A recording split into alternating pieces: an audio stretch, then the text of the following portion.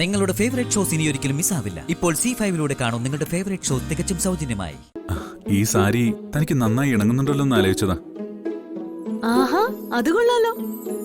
ഇങ്ങനത്തെ നല്ല കാര്യങ്ങൾ മനസ്സിൽ തോന്നിയാ അപ്പോഴേ പറയണ്ടേ. ഞാൻ വിചാരിച്ചത് എന്നിൽ എന്തോ കുറ്റം കണ്ടുപിടിച്ചു എന്നാ. അതിന് തന്നെ കുറ്റം പറയാൻ എന്താ ഉള്ളത്? ഒന്നുമില്ലല്ലോ.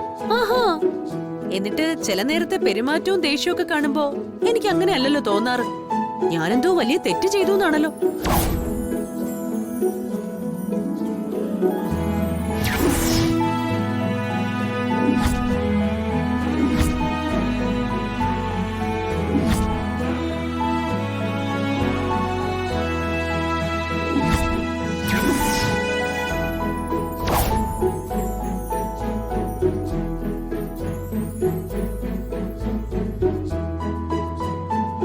അയ്യോ, പ്രസാദേട്ടനെ വിഷമിപ്പിക്കാൻ വേണ്ടി പറഞ്ഞതല്ല കേട്ടോ.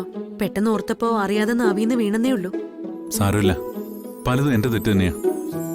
ചെറിയൊരു ഈഗോ കൊണ്ട് തുറന്നു പറയാറില്ലെന്നേ ഉള്ളൂ. അയ്യോ, പ്രസാദേട്ടന് എന്തിനാ എന്റെ അടുത്ത് ഈഗോ? എന്റെ മനസ്സില് ഞാൻ എത്രയോ വലിയ സ്ഥാനത്താ പ്രസാദേട്ടനെ നിർത്തിയിരിക്കുന്നറിയോ?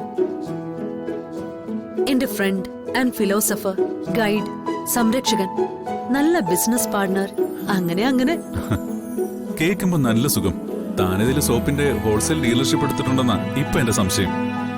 ഓഹോ, അത് ശരി. ചങ്കെടുത്ത് കാണിച്ചപ്പോ അത് വെറും ചെമ്പരത്തി പൂവല്ലേ? മേലിൽ ഇനി നല്ലതൊന്നും പറയില്ല ഞാൻ. പോടുന്നു.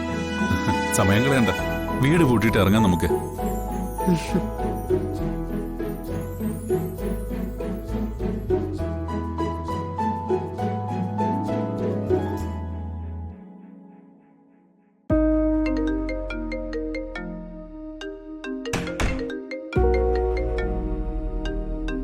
ആരാ പ്രസാദേട്ടാ? നാഥൻ സാറാ. ഞാൻ ഓർത്തു മുരളിയോ ഹരിയോ ആണെന്ന്. ഹലോ നാഥൻ സാർ. ആ പ്രസാദ്, നിങ്ങൾ എവിടെ എത്തിയപ്പോ? ഞങ്ങൾ ഇറങ്ങാൻ തുടങ്ങി സാർ. 1 മണിക്കൂറിനുള്ളിൽ എത്തും. ആ ശരി ശരി. ഏതായാലും ഒരുപാട് തിരക്ക് കൂട്ടണ്ട, സാവധാനം എത്തിയാ മതി. ആണോ? എന്തു പറ്റി? ഒന്നും പറ്റിയിട്ടല്ല.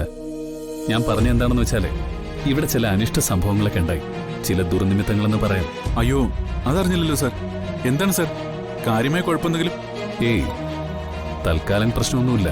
പക്ഷെ പറഞ്ഞല്ലോ, വളരെ പ്രധാനപ്പെട്ട പൂജാ ചടങ്ങുകളാണ് ഇവിടെ നടക്കുന്നത്.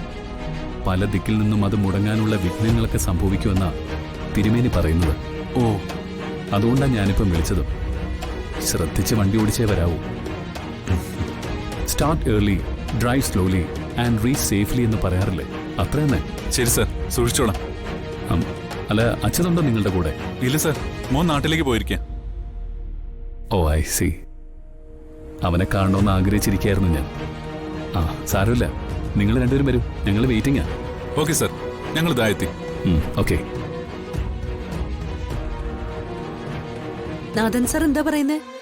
സൂക്ഷിച്ചല്ലേ, അവിടെ എന്തൊക്കെയോ ദുർനിമിത്തങ്ങൾ കണ്ടുവന്ന്. കഷ്ടം. സാർ ഒരു നല്ല മനുഷ്യനല്ലേ? എന്നിട്ടും ഈശ്വരൻ എന്തിനാ ഇങ്ങനെ പരീക്ഷിക്കുന്നതല്ലേ? സാരമില്ലെന്നേ, പൂജ നടക്കുമ്പോ സാറിന്റെ നന്മയ്ക്ക് വേണ്ടി നമ്മൾ മനസ്സ് കൊടുത്ത് പ്രാർത്ഥിച്ചാൽ മതി. അത് പിന്നെ പറയാനുണ്ടോ? അച്ചു പറഞ്ഞു പറഞ്ഞ് നാഥൻ സാർ ഇപ്പോ നമ്മുടെ അടുത്ത ബന്ധുവിനെ പോലെ ആയില്ലേ?